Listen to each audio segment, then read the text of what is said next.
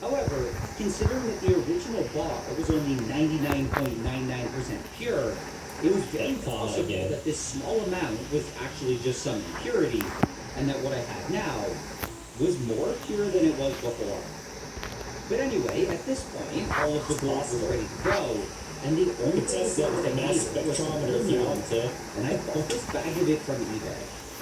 It was supposed to be 99.995% pure, and it was the absolute highest purity that I was able to find.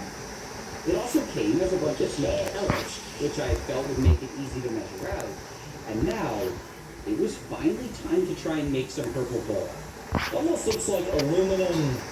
It's more like the aluminum cladding you see for nuclear fuel pellets. So these are going to be even smaller than those, but not a whole lot bigger. It's crazy though how a little pistachio-sized item contains more energy than a ton of coal. So I carefully measured out 4.95 grams of the gold, which was really easy to do in powder form, and I added it to a small crucible.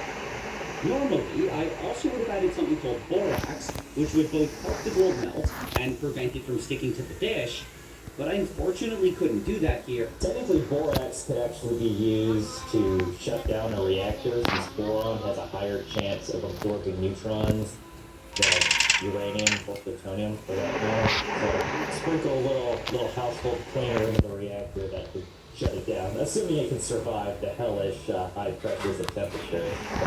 Boric acid is actually used to control reactor power by that same logic. Think of it as liquid control rods. But I guess you could have powder control rods. Because it would react with the aluminum. Either way, I then just started blasting it with a blowtorch. That's another reason why aluminum could be used as cladding, but it's less resilient, and it has been in the past, but it's less resilient than zirconium alloys. Aluminum's just more reactive, whereas zirconium you need extremely high temperatures, even higher than operating temperatures in a nuclear power plant with power reactor. And very quickly, the top of it turned red hot. That's I could slowly see some of it starting to melt. As I kept heating it, it was also slowly shrinking, and about 3 seconds later, I was left with two separate blobs, which eventually combined to form an acid beam. I then put fusion just to get it as hot as possible, and when it was red hot, I dumped in exactly 1.61 grams of the aluminum metal. Technically, this is a form of fusion, just melting and combining. It's a form of fusion.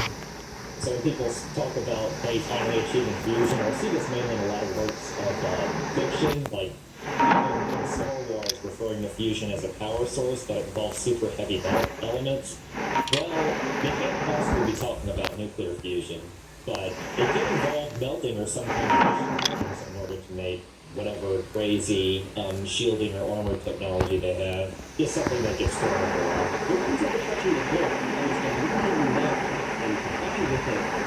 Very quickly, it was a little bit more convincing. Melting, and this is because the thick oxide layer that naturally goes around aluminum is covering in the liquid metal. When I was put it to mix, I was going to have to put that in there, and I was happy to see that it all